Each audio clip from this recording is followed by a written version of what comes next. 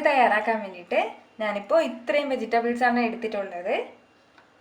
1 cup cauliflower, vitamin C ഒരുപാട് അടങ്ങിയിട്ടുള്ള ഒരു വെജിറ്റബിൾ ആണ് കോളിഫ്ലവർ.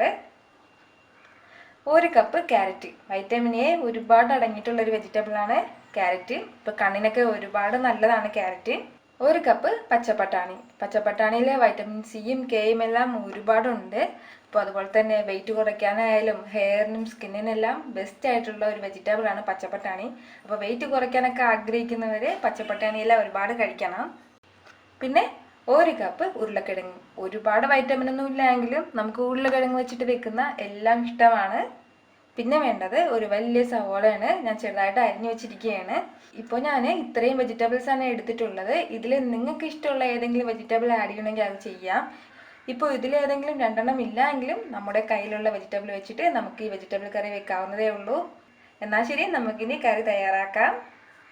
ഇതിലേക്ക് നമുക്കിനി ഒരു 2 ടേബിൾ സ്പൂൺ ഓയിൽ ചേർത്ത് കൊടുക്കാം. എണ്ണ ചൂടായി കഴിയുമ്പോഴത്തേക്കും നമുക്കിതിലേക്ക് ഒരു 3 ഏലക്ക, 3 ഗ്രാമ്പു, 1 പീസ് കറുവാപ്പട്ട ഇത്രയും ഇട്ട് കൊടുത്ത് ചെറുതായിട്ടൊന്ന് വഴറ്റിയെടുക്കാം. ഇനി ഇതിലേക്ക് നമ്മൾ നേരത്തെ മാറ്റി വെച്ചിരുന്ന സവാള കൂടി ചേർത്ത് കൊടുക്കാം.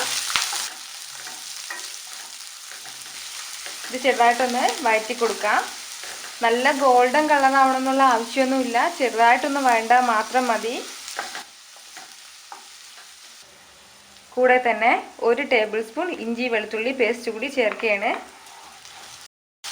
ഇഞ്ചി വെളുത്തുള്ളിയുടെ ആ ഒരു പച്ചമണം മാറുന്നതുവരെ മാത്രം നമ്മളൊന്ന് വഴറ്റി കൊടുത്താൽ മതി. ഇഞ്ചി വെളുത്തുള്ളിയുടെ ആ ഒരു പച്ച മണമൊക്കെ മാറിയിട്ടുണ്ട്. ഇനി നമുക്കിതിലേക്ക് മസാലകൾ ചേർത്ത് കൊടുക്കാം. ഒരു 1/2 ടീസ്പൂൺ മഞ്ഞൾപ്പൊടി, 1 ടീസ്പൂൺ മുളക് പൊടി, 1 ടീസ്പൂൺ പെരിഞ്ജീരകം പൊടിച്ചത്, 1 ടേബിൾ സ്പൂൺ മല്ലിപ്പൊടി.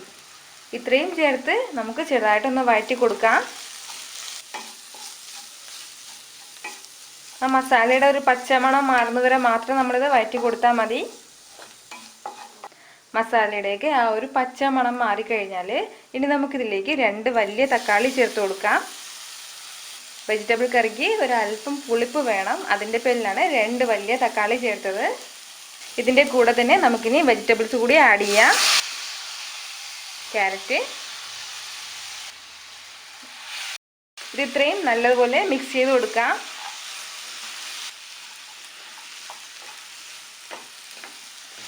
ഇതിപ്പോൾ ഞാൻ നല്ലതുപോലെ മിക്സ് ചെയ്ത് എടുത്തിട്ടുണ്ട്. ഇനി ഇതിലേക്ക് നമുക്ക് ഒരു 2 കപ്പ് വെള്ളം കൂടി ചേർത്ത് കൊടുക്കാം.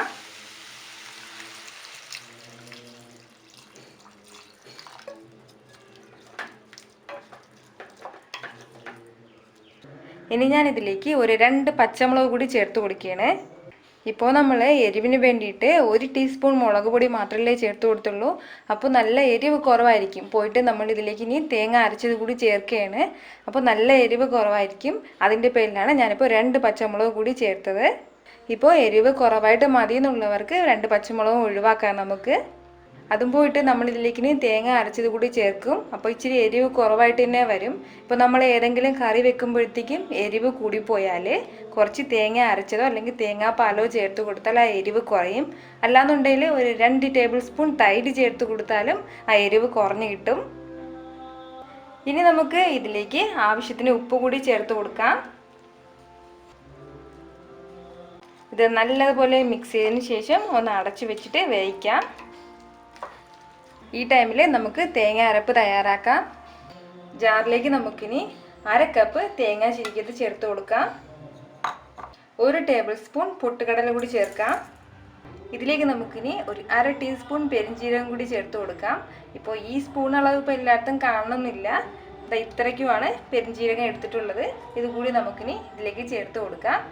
ഇനി ഇതിലേക്ക് കുറച്ച് വെള്ളം കൂടി ചേർത്ത് കൊടുത്തിട്ട് നല്ലതുപോലെ അരച്ചെടുക്കാം. ഞാനിപ്പോൾ ഇതുപോലെ അരച്ചെടുത്തിട്ടുണ്ട്. നമുക്കിനി ഇത് കറിയിലേക്ക് ചേർത്ത് കൊടുക്കാം. നമ്മുടെ വെജിറ്റബിൾസ് എല്ലാം നല്ലതുപോലെ കുക്കായി വന്നിട്ടുണ്ട്.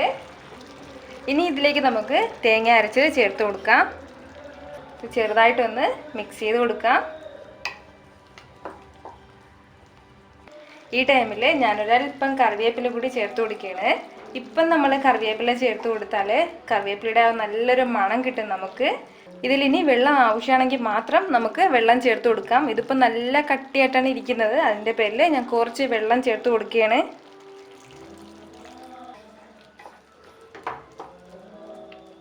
ഇനി ഇത് നമുക്കൊരു 2 മിനിറ്റ് അടച്ച് വെച്ചിട്ട് കുക്ക് ചെയ്യാം. അപ്പോഴത്തേക്കും ഈ തേങ്ങയുടെ ആ ഒരു പച്ച മണം എല്ലാം മാറിക്കിട്ടും. 2 മിനിറ്റ് കഴിയട്ടെ. 2 മിനിറ്റ് ആയിട്ടുണ്ട്. നമുക്കിനി ഇത് ഓപ്പൺ ചെയ്ത് നോക്കാം. നമ്മുടെ കുറുമക്കറി സൂപ്പറായിട്ട് റെഡി ആയിട്ട് വന്നിട്ടുണ്ട്. ഫൈനലി കുറച്ച് മല്ലിയില കൂടി ചേർത്ത് കൊടുക്കാം. ഇത്രയേ ഉള്ളൂ, നമ്മുടെ വളരെ ടേസ്റ്റി ആയിട്ടുള്ള വെജിറ്റബിൾ കറി റെഡി ആയിട്ടുണ്ട്. അപ്പം നിങ്ങളിത് ഉറപ്പായിട്ടും ട്രൈ ചെയ്ത് നോക്കണം. നിങ്ങൾക്കിത് തീർച്ചയായിട്ടും ഇത് ഇഷ്ടമാവും. ഞാൻ വളരെ ടേസ്റ്റിയാണെന്ന് പറയുന്നതിനേക്കാളും നിങ്ങളിത് ട്രൈ ചെയ്ത് നോക്കുമ്പോഴാണ് അതിൻ്റെ ടേസ്റ്റ് എന്താണെന്ന് മനസ്സിലാവുന്നത്. അപ്പോൾ നിങ്ങളിത് ട്രൈ ചെയ്ത് നോക്കിയതിന് ശേഷം അതിൻ്റെ കമൻസ് പറയാൻ മറക്കരുത്. ഈ വീഡിയോ നിങ്ങൾക്ക് ഇഷ്ടമായാൽ ഷമീസ് കിച്ചണിലേക്ക് സബ്സ്ക്രൈബ് ചെയ്യൂ. വീണ്ടും നല്ലൊരു റെസിപ്പി ആയിട്ട് വരുന്നത് വരേക്കും ബൈ ഫ്രം ഷമീസ് കിച്ചൺ.